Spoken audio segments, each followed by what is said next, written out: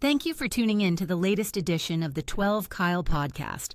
Whether you're listening during your commute, while working out, or just relaxing at home, we appreciate you. Every download, every listen, and every subscription means a lot. Up next, the 12 Kyle podcast. Ladies and gentlemen, thank you for listening. Thank you for downloading. And thank you for subscribing to the latest edition of the 12 Kyle podcast. I am your boy, 12 Kyle. And check this out. On this episode, what I want to talk about is how you look. More importantly, dressing to impress.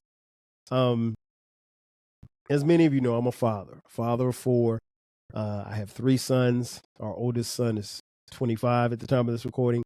Middle son is 22. And our youngest son is 18. And our daughter is 13. And one of the things that I always talk to my kids about is, you know, how you look. And I always talk about looking presentable. And I say these things as far as like being cognizant of it is because it's something that I'm very cognizant of as well. I'm very cognizant of how I look and how I dress, particularly when I leave my home. Now, I work from home, so I don't have to get dressed up for work. But when I did go into an office, more often than not, even if the dress was casual, I would have on like a sport coat, some slacks. You know, I would look very sharp. Sometimes I would be overdressed for the job. Because I just, well, at that particular time, I didn't have a lot of clothes, but no, I didn't have a lot of casual clothes. Like I had a lot of suits. So I would just wear a suit, you know, even though it didn't require me to wear a suit. But I think the thing that I always try to convey to my kids is that, you know, how you look says a lot about yourself, and how you dress says a lot about yourself. And we recently had a scenario to play out, and I want to share it with you guys. Again, our youngest son is 18. He just graduated from high school. His name is Brandon. Now, Brandon, maybe about a month or so ago, he wanted to go to church with his girlfriend. And it's cool. They don't go to the church that we go to. So he asked, he's like, hey, is it okay if I go to church with my girlfriend? I said, fine. And at this particular church, you know, the young people, they don't wear suits. Like they don't get dressed up like how we did back in the day. And so they pretty much dress pretty casual. Young people can wear shorts, they can wear jeans, they can wear whatever. It's almost like the old saying, come as you are, right? And so that's cool. And a lot of churches have adopted that policy. And I've never been one who's really been big on, you know, what you wear to church, because now, although I grew up in a church where we had to get, you know, we were custom made from head to toe every Sunday, I didn't necessarily believe in all of that, because my thing is, you know, you should be accepted from, you know, God and the people in the church based on whatever you decided to wear. So if you wanted to wear a dress shoe on your right foot and a Air Jordan on your left foot, I mean, who's to say that you're wrong? The point is that you're going to worship in the church, and you're going to, you know, get something from the sermon and so forth and so on. And so this particular day, so I told him it was okay. We weren't going to church that day, so it was cool. I felt it was cool that, you know, he was going, and, you know, he wanted to, you know, obviously spend some time with his girlfriend, but also get something out of going to church. So it was cool. So right before he leaves to go, he walks in my room and he gets something out of my bathroom, and he walks, and as he's walking out, I said, hey, where are you going? Because I was in the bed watching TV. I said, hey, where are you going? And he said, well, I'm getting ready to leave. And he's like, my girlfriend will be here in about 5 minutes. And I said, is that what you're wearing? And he was like, he looked down at himself and he said, yeah. And I said, you can't wear that. And he was like, why? I said, because you look like you're about to go play basketball. I mean, he had on some sneakers, jogging pants, and a wrinkled t-shirt. He literally looked like he was about to go play ball. And I'm like, no, you can't wear that. He's like, but she'll be here in like 5 minutes. I was like, it doesn't matter. I said, I don't care if she'll be here in 2 minutes. I don't care if she's at the door. she will wait for you to change clothes because you're not leaving my house looking like this. And the thing that I try to impress upon him is that, given the fact that her father, who is a pastor in this particular church, how these kids dress are a reflection of us. So if you go out of my house looking like Bingo Long and the All Stars, then people will see you in the streets and assume that 12 Kyle is raising kids who don't know what to wear. And again, I wasn't asking him to put on a 5-piece suit, but you can't go to someone else's church. You can't go to my church looking like, listen, you could go to my church looking like that because it's kind of come as you are. But even in that, you have to be presentable.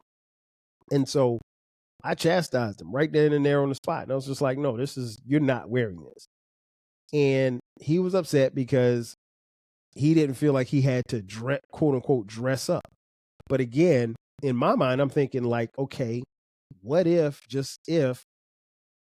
her dad, preaches, and then after church, he's going to introduce some people in the church to our son, and they see him dressed like he was at the Rucker Park.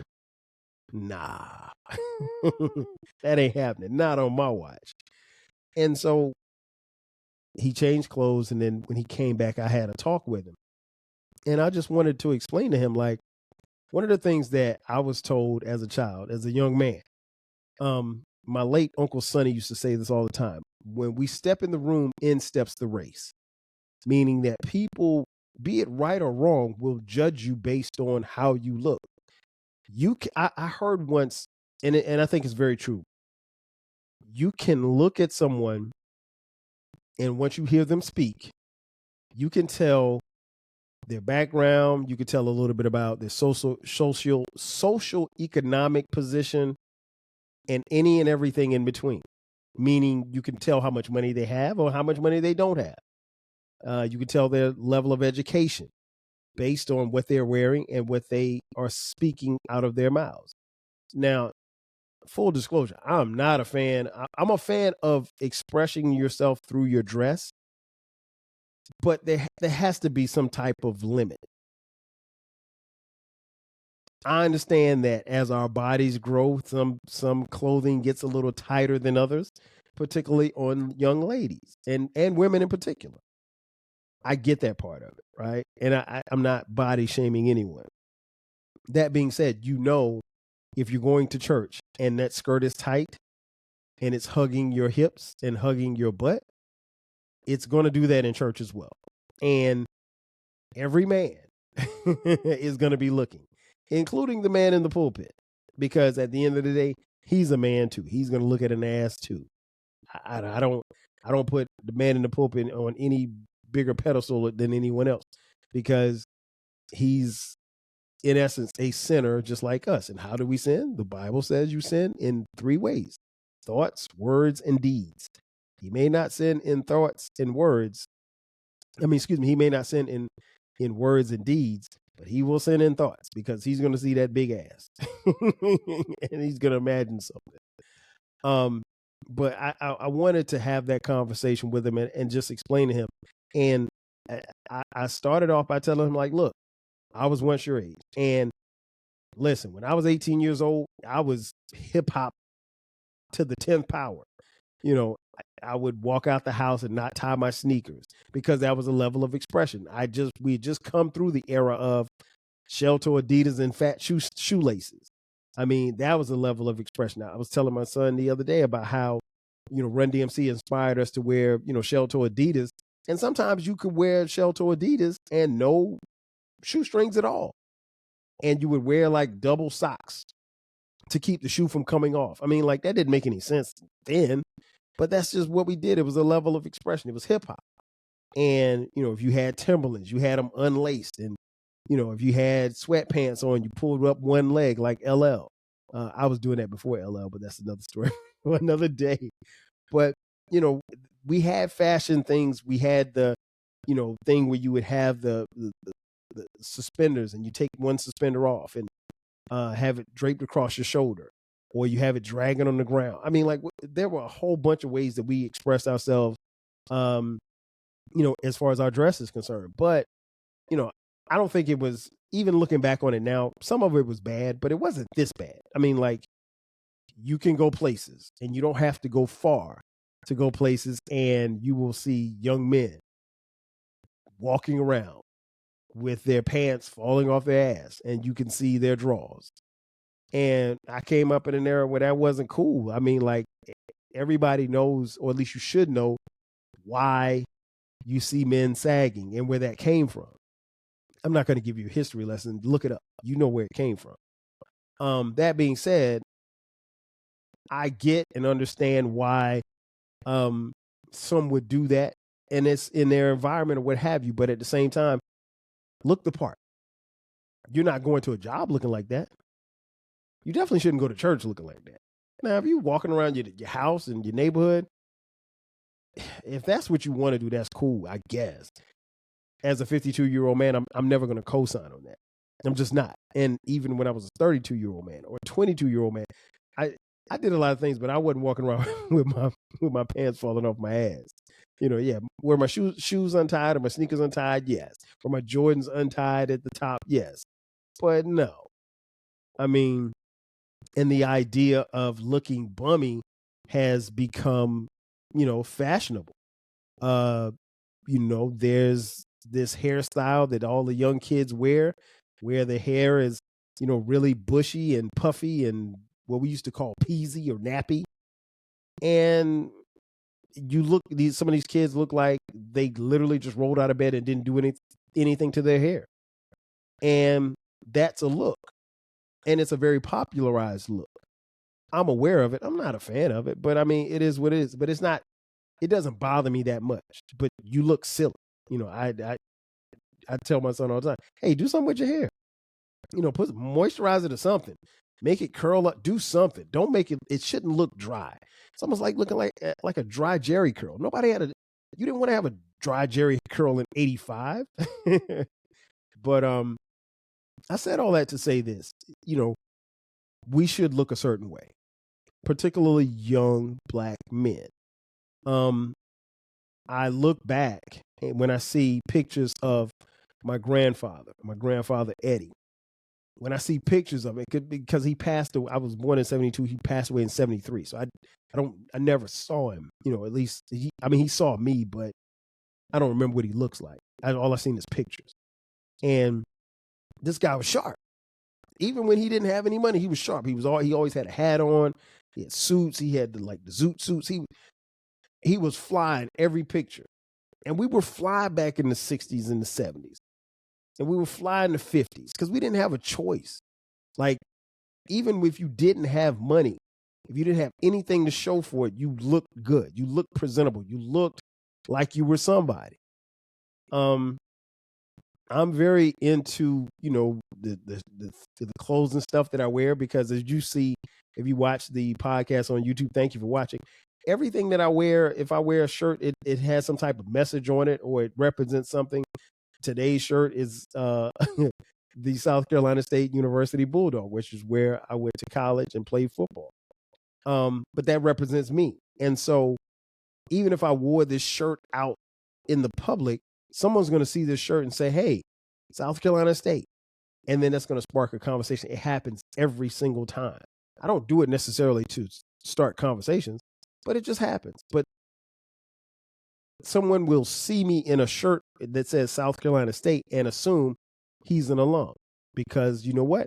I look like an alum. I don't look like somebody who is a bum off the streets. So my message to my son was, look the part, and I'm glad that I told him to, go get some more clothes, because the thing was, after they had church service, his girlfriend's parents invited him to, lunch or whatever, brunch after service. And while he may not have felt the way, looking kind of crazy like he was going to play basketball, I would have felt bad if I knew that my child went somewhere looking bummy. And I've never wanted them to look bummy, because listen, there's never a moment that I step outside of these doors. I could look real bummy in this house. but I'm never going to step outside these doors and look bummy. I don't care if I'm going to Publix, where shopping is a pleasure.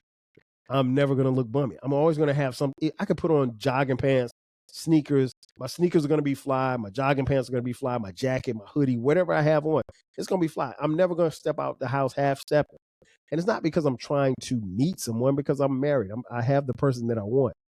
But I always want to represent, because I know that when I step outside the house, I still represent my parents. My parents are in their 70s, but I still represent them. I represent my grandparents, because who knows? There may be somebody walking this earth that still remembers my grandparents. But I represent those. I represent my great-grandparents. My great-grandparents are long gone. My great-grandparents were sharecroppers, and their parents were slaves.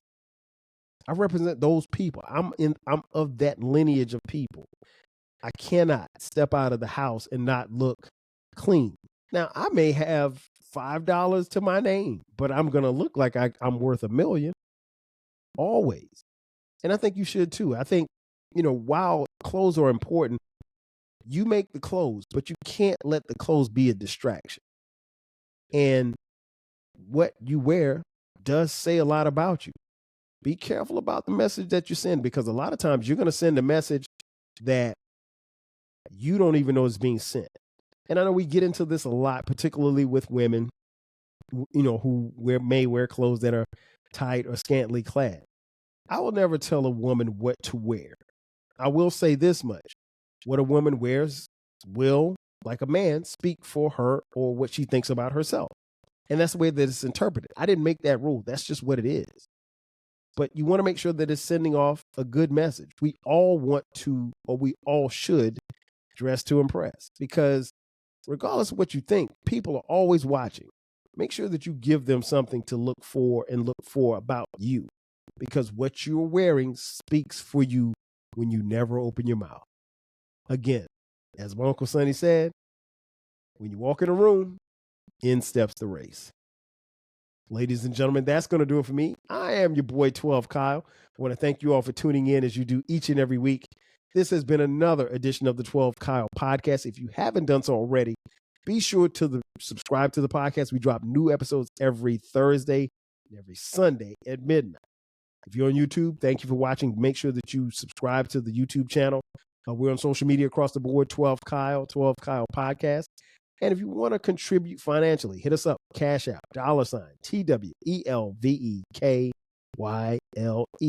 We also have merch. Look in the description box. There's a link that says merch. Click that link, and you can buy 12 Kyle Podcast t-shirts, hoodies, as well as coffee mugs. We got it for the low. Oh, and we have a new baby. We have a new baby. It is called the Rap Soul Podcast. It is a music podcast. Listen, it's the best music podcast that you've never heard. It's a music podcast where we have discussions about music and artists from the 80s, the 90s, and the 2000s when it comes to hip-hop, rap, soul, and R&B music. Again, it's the best music podcast that you've never heard, so check it out. Ladies and gentlemen, again, that's going to do it for me. I am your boy 12 Kyle. I'll catch you guys next time. 5,000. Chill. Thanks again for listening to this episode of the 12 Kyle podcast. If you enjoyed this episode, make sure that you hit the subscribe button and share this podcast with a friend who needs the 12 Kyle podcast in their life. Every listen, every download, and every share helps us grow. Thanks for being a part of the 12 Kyle podcast community. We appreciate your support. We will catch you next time. 5,000.